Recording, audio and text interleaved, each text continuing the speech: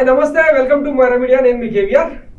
ఉంచుకున్నాడు వదిలేశాడు కట్టుకున్నాడు తరమేశాడు అనే సామెత ఈ కూటమి నేతలను చూస్తుంటే అర్థమవుతుంది. ఈ రోజు ఉమ్మడి మేనిఫెస్టో పేరుతో చంద్రబాబు, పవన్ కళ్యాణ్, సిద్ధార్థనాథ్ సింగ్ సమక్షంలో కూటమి మేనిఫెస్టో పేరుతో రిలీజ్ చేశారు. అయితే ఈ మేనిఫెస్టో విడుదల సమయంలో సిద్ధార్థనాథ్ సింగ్ ఏపీ బీజేపీ వ్యవహారాల ఇన్ఛార్జ్ ఎవరైతే ఉన్నారో ఆయన ఈ ప్రజాగలం పేరుతో విడుదల చేసిన మేనిఫెస్టోను ఆయన పట్టుకోవడానికి కూడా సహించలేదు.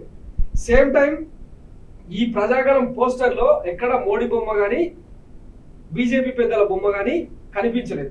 ఈ ఇంతటి కీలకమైన మేనిఫెస్టో విడుదల సమయంలో ఏపీ బీజేపీ బాధ్యురాలైన పురంధరేశ్వరి రాలేదు.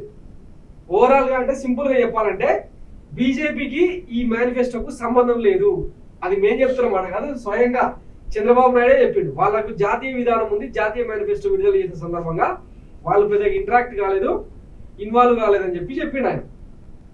సో ఇది సింపుల్ గా చెప్పాలంటే కూటమి మేనిఫెస్టోకి సంబంధించిన నీతి సూత్రం. ఎన్డీఏ ఎందుకంటే వాళ్ళు అక్కడ ఎన్డీఏ నేషనల్ స్థాయిలో మేనిఫెస్టో ఇచ్చారు, కానీ రాష్ట్ర స్థాయిలో ఎక్కడ కూడా మేనిఫెస్టోతో వాళ్ళు అసోసియేట్ కావడం లేదు.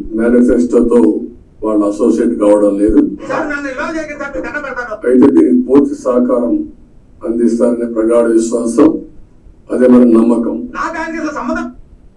ఇదనమాట ఈ మేనిఫెస్టోతో ఈ మేనిఫెస్టో విడుదలకు మేనిఫెస్టో తయారీకి వాళ్ళు అసోసియేట్ కాలేదు. కానీ ఏంటంట అంటే ఈయన ఇచ్చిన 620 హామీల్లో వాటికి కేంద్ర ప్రభుత్వం పూర్తి సహకారం ఉందని నమ్ముతున్నారంట. అయిపోయింది, ఇక్కడనే బిస్కెట్ అయిపోయింది అనమాట. ఇక దీని మీద పెద్ద ఎత్తున ట్రోల్స్ అన్నట్టుగా. ఇక సిద్ధార్థనాథ్ సింగ్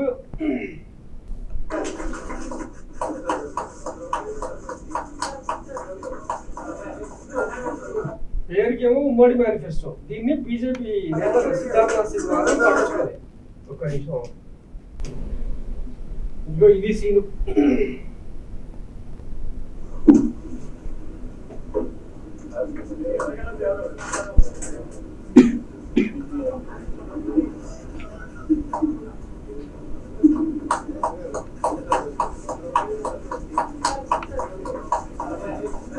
పేరుకేమో ఉమ్మడి మేనిఫెస్టో, సిద్ధార్థనాథ్ ఏమో పక్కన వద్దు అనుకుంటా ఆయన చప్పట్లు కొడతా ఉన్నాడు అన్నమాట.